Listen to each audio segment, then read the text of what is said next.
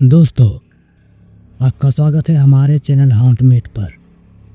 तो दोस्तों, मैं हूं जितेंद्र हंसदा। मैं आज आपको एक और डरावनी कहानी सुनाऊंगा। ये कहानी एक भूतिया ट्रेन की है। दोस्तों, कहानी बहुत ही इंटरेस्टिंग होने वाली है। आप अंत तक बने रहे, नहीं तो आप पूरी कहानी को नहीं समझ पाएंगे। मेरी आशा है कि आप अंत तक देखेंगे। लेकिन शुरू करने से पहले मैं एक बात कहना चाहूँगा। अगर आप इस चैनल पर नए हैं तो हमारे चैनल को सब्सक्राइब कर दे, ताकि आप ऐसे ही और डरावनी कहानी मिस ना कर सके, क्योंकि मैं इस चैनल पर ऐसा कहानी लाता रहता हूँ। तो प्रिय दोस्तों, चलिए शुरू करते हैं। शाम का वक्त था जब आर्यन 25 साल का युवक अपने बिजनेस ट्रिप से वापस लौट रहा था। आखिरी ट्रेन छूटने के कारण स्टेशन पर फंस गया था और उसका फोन भी खत्म हो गया था। थका हारा वह अगले ट्रेन की इंतजार में वही रहा। स्टेशन सुनसान था, एकदम शांत। वह प्लेटफॉर्म पर खड़ा था। उसे अजीब सा एहसास हो रहा था कि जैसे कोई उसे उसका नाम लेकर पुकार रहा हो। आर्यन ने चारों ओर अपनी नजर दौड़ाई।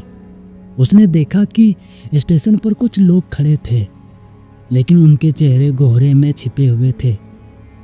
उस समय लगभग रात के 10 बज रहे थे।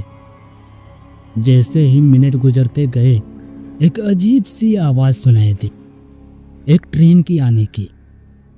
लेकिन जब आर्यन ने ऊपर देखा तो कोई ट्रेन नजर नहीं आई। उसने चारों ओर देखा और सोचा शायद थकावट के कारण यह आवाज सुन रहा हो। लेकिन अचानक एक बूढ़ी महिला, जिसकी आंखें काली और अजीब थी, आकर बोली, आखिरी ट्रेन यह जिंदा लोगों के लिए नहीं है। आर्यन का दिल तेजी से धड़कने लगा। इतना बोलकर वह बूढ़ी औरत वहां से चली गई। प्लेटफॉर्म पर कुछ हल्की सी रोशनी थी जो झपक रही थी। आर्यन घबराया हुआ था, चारों ओर देखता हुआ। वह प्लेटफॉर्म पर इधर उधर चलने लगा।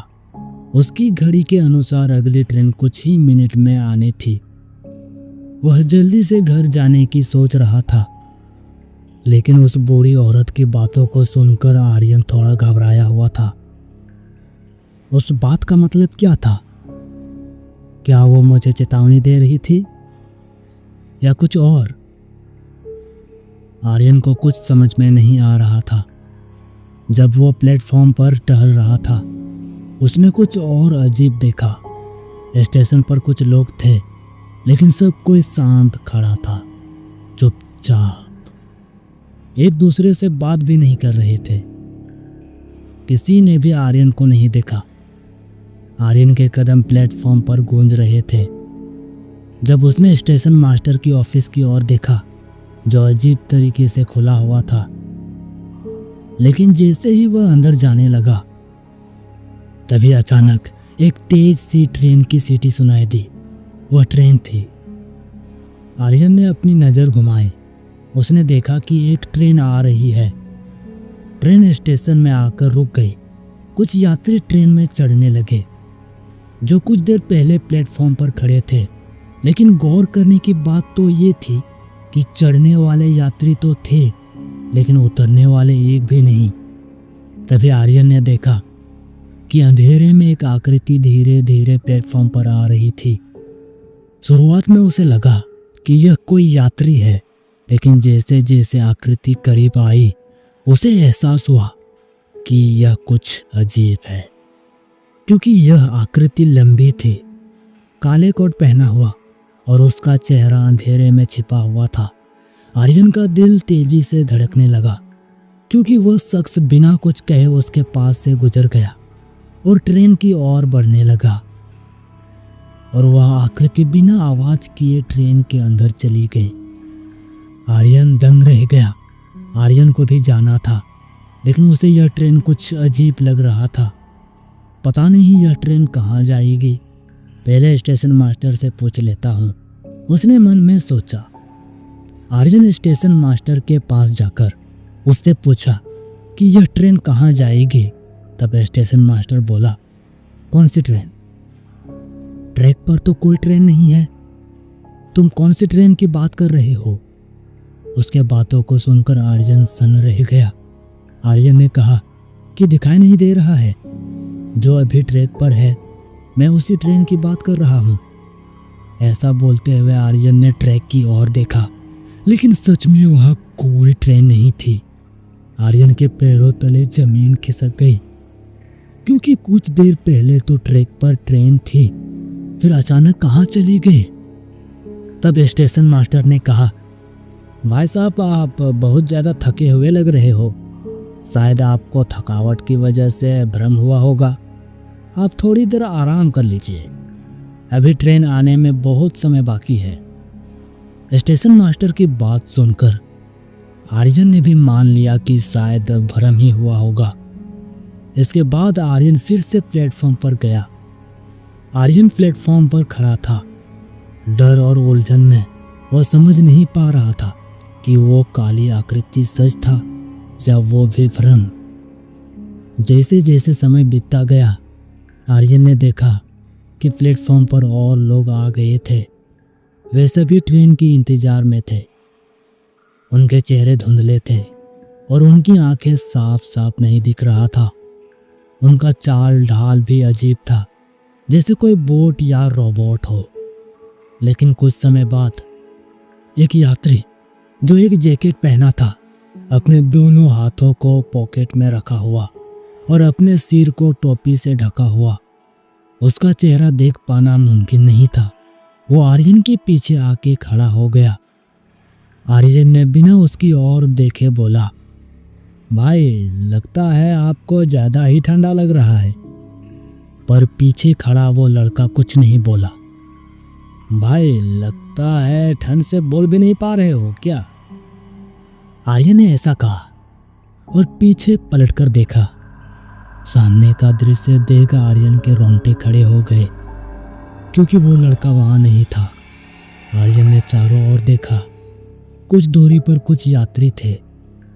अगर उनमें से एक यात्री मेरे पीछे था तो वो इतना जल्दी इतना दूर कैसे जा सकता है? यह मुमकिन नहीं है। लेकिन अगर वे नहीं थे तो कौन था मेरे पीछे? जो कुछ भी वहां हो रहा था, सब कुछ आर्यन के सोच से परे थे। आर्यन को कुछ भी समझ में नहीं आ रहा था। उसे लगा कि यह भी उसका भ्रम है। आर्यन ने इसके बारे में ज़्यादा सोचा नहीं और चुपचाप वही खड़ा रहा। तभी स्टेशन की घड़ी, जो पहले बंद थी, अचानक चलने लगी और तभी एक अजीब खामोशी छा गई। प्लेटफॉर्म पर हलचल बंद हो गई। आर्यन का दिल तेजी से धड़कने लगा। आखिरकार वही बूढ़ी महिला फिर से आई। उसने कहा, तुम्हें यहाँ नहीं होना चाहिए था। तुम बहुत कुछ देख चुके हो। वह बूढ़ी औरत इतना कही और चली गई। आर्यन एक कदम पीछे हटा। उसका मन घबराया हुआ था। अचानक ट्रेन की सीटी फिर से सुनाई दी और आर्यन ने घबराकर ट्रेन की दिशा में देखा। वही काली ट्रेन फिर से घने कोहरे में आती हुई दिखाई दी। लेकिन नहीं, यह वही ट्रेन नहीं थी जो पहले आई थी। यह दूसरी ट्रेन थी। इसकी खिड़कियां काली थी और अंदर से कोई आवाज नहीं आ रही थी। आर्यन ने सोचा कि यही वह ट्रेन है जिसके आने की सूचना स्टेशन मास्टर दे रहा था। इसलिए आर्यन उस ट्रेन पर चढ़ गया। अंदर देखा तो बहुत से यात्री थे। वह एक सीट पर बैठा। कुछ ही समय बाद ट्रेन चलने लगी। आर्यन सीट पर बैठा बैठा झपकी ले रहा था। ट्रेन रफ्तार पकड़ चुकी थी। कब आर्यन की आंख लग गई पता ही नहीं चला। ट्रेन चली जा रही थी। कुछ समय बीतने के बाद जब आर्यन की आंख खुली, उसने देखा उस डिब्बे की सीट पूरी तरह से खाली थी। एक भी यात्री नहीं थे। लेकिन उसके बिल्कुल सामने वाली सीट पर एक लड़का बैठा था। आर्यन ने पहचाना, ये तो वही लड़का है जो स्टेशन पर मेरे पीछे खड़ा था और फिर अचानक गायब हो गया था। लेकिन उसका चेहरा यहाँ भी साफ नहीं दिख रहा था, क्योंकि उसने अपने जैकेट वाली टोपी से अपने सिर को ढक रखा था। लेकिन आर्यन डरा हुआ था, क्योंकि इतने सारे यात्री थे, फिर अचानक कहाँ चले गए। लेकिन तभी उस डिब्बे की लाइट को क्या हुआ, अचानक लिप लिप करने लगी और फिर पूरे डिब्बे में अंधेरा छा गई। लाइट जाते ही आर्यन को ऐसा लगने लगा मानो चारों ओर से उसे कोई घेर लिया हो। डर से उसकी सांसों की आवाज भी साफ साफ सुनाई दे रहा था। तभी फिर से लाइट आ गई। आर्यन की जान में जान आई। लेकिन जैसे ही उसने सामने देखा, देखते ही उसकी सांसें थम गई, शरीर पसीने से लथपथ होने लगी। जो लड़का सामने की सीट पर बैठा था उसने अपनी टॉफी हटा ली थी, लेकिन उसका तो सिर ही नहीं था। आर्यन ने नीचे देखा, लेकिन उसका तो पैर भी नहीं थे। डर से आर्यन थर थर कांप रहा था।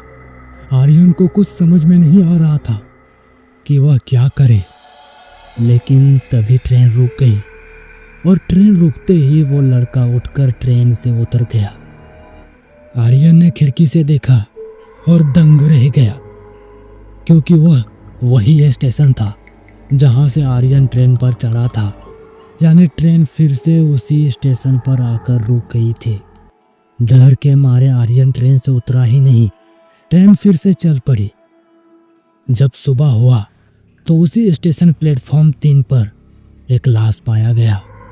उस लाश का सिर गायब था, मानो उसे किसी ने बहुत ही बेरहमी से मारा हो। पुलिस भी छानबीन की, लेकिन कुछ पता नहीं चल पाया। कोई नहीं जान पाया कि वो लाश आर्यन की थी या किसी और की। लेकिन उस रात के बाद आर्यन भी कभी घर नहीं लौटा। तो दोस्तों, आज के लिए इतना ही। फिर मिलेंगे और एक दिल दहला देने वाला कहानी के साथ। अगर ये कहानी आपको पसंद आया हो तो प्लीज़ इस वीडियो को एक लाइक तो बनता है, लेकिन हाँ, सब्सक्राइब करना भूलना मत।